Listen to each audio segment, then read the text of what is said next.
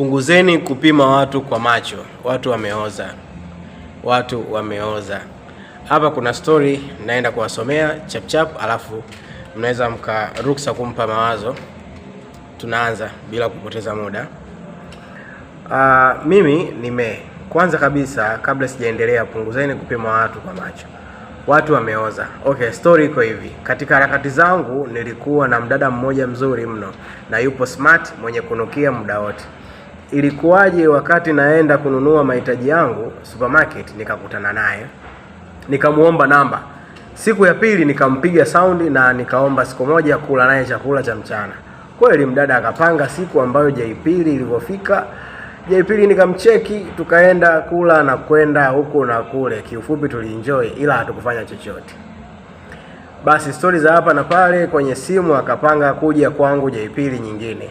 Basi mimi Jumamosi nikaenda sokoni nikachukua mazagazaga ya kupika pamoja na vinywaji kwa ajili ya hiyo Jumapili. Jumapili imefika, mtoto huyu hapo. Tendeng. Tukapika, tukala, tukaanza kulewa.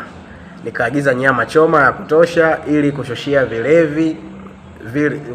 vilevi huku na huku.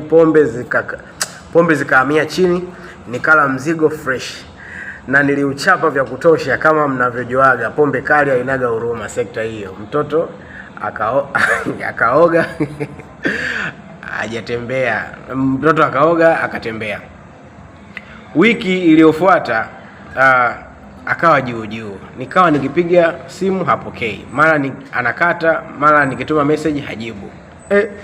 Nikapotezea kama siku ya 5 hivi bila kumtafuta. Saa 6 usiku akaniambia, pole my love, utanisamehe sana ila najua nimekuambukiza ukimwi. Nikamwambia sawa, usijali kwa hilo, maana hata mimi ni mwaka wa 5 na meza dawa. Tokea hapo hapatikani tena na kwake sipajui. Hapa wengi mtashangaa why nilijiamini hivyo na nikamjibu hivyo. Yes, ni kweli mimi ni muathirika. Nina kama miaka 5 na kunywa dawa.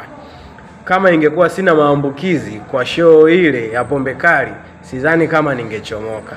Kwa hiyo ushauri wangu ni kwamba msiwapime watu kwa macho. Kila mtu ameoza. Haya, ujumbe mmeupata.